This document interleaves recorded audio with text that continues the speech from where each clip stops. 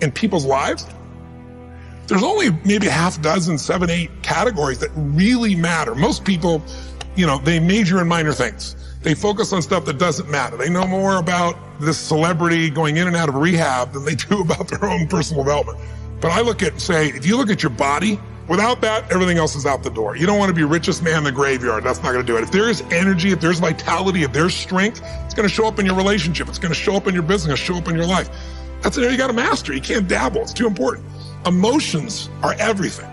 I mean, you got a ton of money, you got everybody loves you, and your primary emotions are pissed off and frustrated, then your life's pissed off and frustrated. It doesn't matter if you got $1 billion or 1 million people loving you, your life is not great. Relationships, intimate relationships especially. It's where the most juice in life comes from. It's where the most pain comes from most people. It's worth mastering instead of dabbling. Really looking at what are you going to do with your time and mastering your time. Instead of having a checklist, you cross it all off. You can mistake movement for achievement. I want to squeeze out of that time what matters, that creates value for me and for everyone I care about and love. What about your career or your business and the mastery of that instead of dabbling? Most businesses are dabblers. That's why they don't make it. 96%, any 10-year period of time, 4% make it. That doesn't even mean they're profitable. And it does not mean they're enjoying themselves, all right? Or they're getting anybody else to feel good. Really mastering money so that it's not a question in your life. You can do and be and give and share as much as you want. You're not stressed about it. You live in a place of abundance. And then spiritually, really, I think, now, I don't tell people what to believe spiritually, but I believe that ultimately, whatever you believe, you got to live it. And it should lead to growing and giving.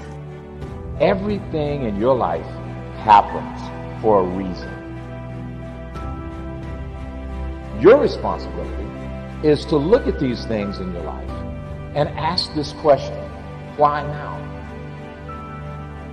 You need activation energy to start the change, to start to sit down, to start to get out of bed, to start to walk out the door.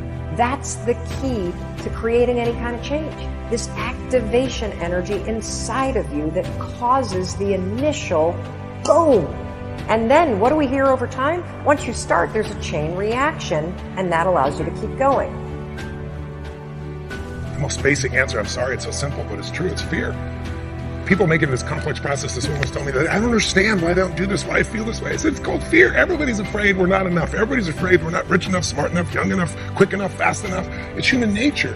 But the secret is to do it anyway. I know that sounds so simplistic. My work when I'm working with somebody is showing them how to condition themselves, like building a muscle, so that you take action first, automatically. Because if you don't do that, it's hard. You lose momentum. It's like, how do I get started? Where do I go? Do anything to start the process of moving forward rather than let fear stop you.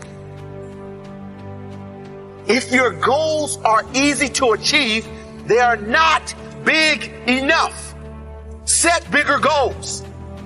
Goals that excite you and scare you at the same time. If it is important to you, you will make it happen. If it is not, you will find an excuse. How bad do you want it? I want to reassure you that you can do it. I want you to reassure you that you can make the decision.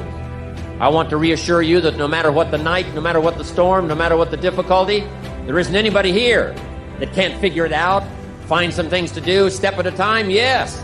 Minute at a time, yes. Day at a time, yes. Week at a time, yes. But there isn't anything you can't walk away from. There isn't any challenge you can't overcome.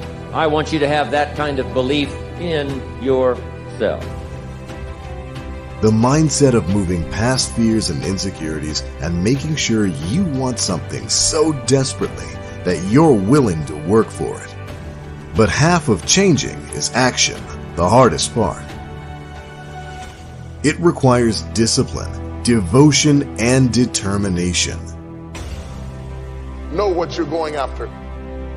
Now you say amen to that, but there's very few people who live by that principle. Most people want everything they see somebody else with. They buy clothes that don't look good on them. They wear hairstyles that don't look good on them. They buy houses they can't afford because they're trying to keep up with somebody else. But if you really want to be a winner, if you really want to come off as successful, if you really want to be bright, only go after things that are meant for you to have. It will make you look successful. And what makes you look bright is when you pick your battles. There are some things that you don't fight because that's not your fight. You don't get into that thing. You don't pick those battles. You don't covet what you see somebody else fight down because they're anointed to fight that. They can do that. You might not be gifted to fight that area, and you don't want to covet somebody else's battle or covet somebody else's success. Invest your time to walk and sweat on your journey. Be the winner. Become the winner. Build up your life to become something. You're not over. Your opportunity never ended. This is your time to become something. Covet, and the other word I want you to think about is the word envy, because envy is the attitude that you have about other people's success. When you become envious of other people's success, you fail to become everything that God would have you to be. And the quickest way to stop being envious of other people's success is to know that God has something for you, that everything in your life is preparing you for that thing, that there are in your life defining moments. This is a critical issue. There are in your life defining moments, moments that if you handle properly, they are pivotal points that change your life for a lifetime. It is at these moments that if you know what you're going after, everything that you went through before is justified in preparing you for these defining moments. There is a battle between logic and emotion. Emotion always wins. How many of you have gone to a really high building, an enclosed building like the top story of a hotel or the CN Tower in Toronto, and looked down and thought, oh, wow, I feel